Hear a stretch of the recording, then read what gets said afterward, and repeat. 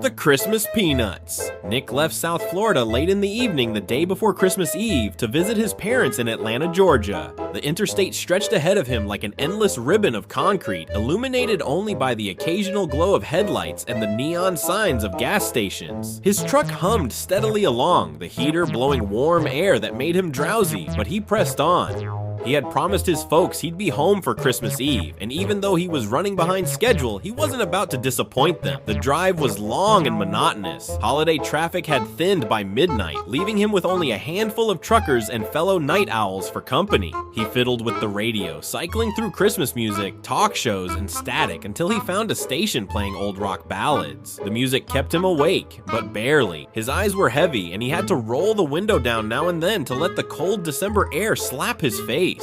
Finally, sometime after 3 a.m., the familiar exit appeared. Relief washed over him as he turned off the highway, winding down the quiet country road that led to his parents' house. The neighborhood was asleep. Most houses were dark except for the occasional flicker of Christmas lights still glowing on porches and rooftops. He pulled into the driveway and sat for a moment, stretching his arms and rubbing his eyes. The house looked just as it always did, porch light glowing, a wreath hanging on the front door, and the faint outline of the big Christmas tree shining in the living room window. It was comforting. Nick let himself in quietly with his old house key. The place smelled faintly of cinnamon and pine. Dropping his overnight bag by the door, he padded toward the kitchen. His stomach growled. The gas station sandwich he'd eaten hours earlier hadn't done much to hold him over.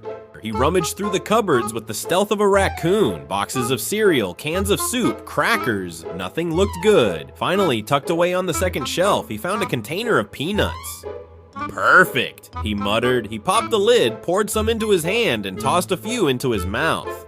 Salty, crunchy, satisfying. He grabbed a soda from the fridge and headed for the den. The den was just as he remembered, dimly lit with old family pictures on the shelves and a couch that sagged in the middle from years of use. He plopped down, kicked his shoes off, and turned on the TV. An old holiday movie flickered across the screen.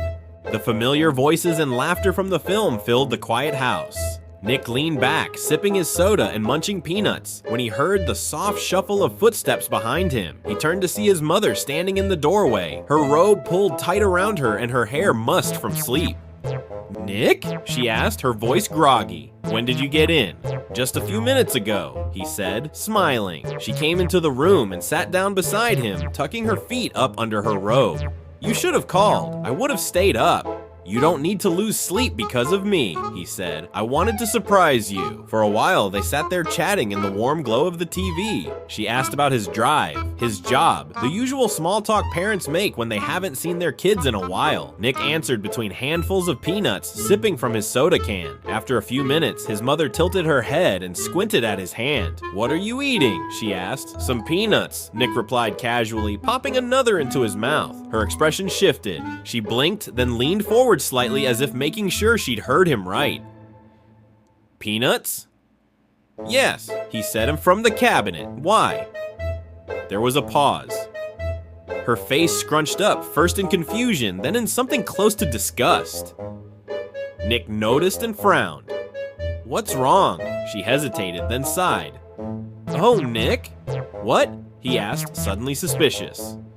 "Those are your dad's peanuts," she said slowly. "So?" She winced, her nose wrinkling as though she'd just smelled something sour. "Well, your father doesn't really eat them." Nick froze with another peanut halfway to his mouth. "What do you mean he doesn't eat them?"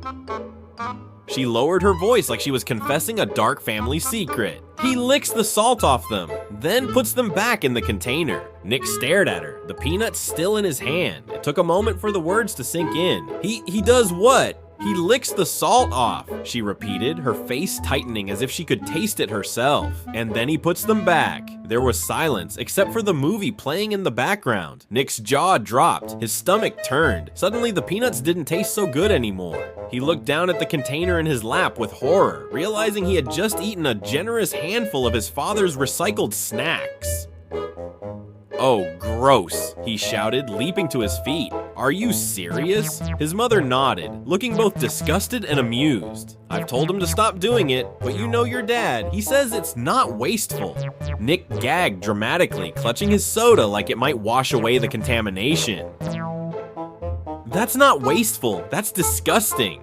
His mother burst into laughter, covering her mouth with her hand. The sound was contagious. Nick tried to scowl, but soon he was laughing too, shaking his head at the ridiculousness of it all. Of course, he said finally, only Dad would invent something like that. The man reuses peanuts. Who does that? Still laughing, he marched back into the kitchen, set the container firmly back in the cabinet where he'd found it, and returned to the den empty-handed. His mother chuckled, wiping her eyes. Guess you won't be snacking on peanuts again anytime soon. You got that right, Nick muttered, sinking back into the couch. Next time I'm sticking with chips. And with that, they both laughed until their sides ached. The strange midnight peanut confession became yet another family story they would tell for years to come. This is an audio chapter from the book, Real Life Shorts by Jeffrey S. Nichols. It is available on Amazon.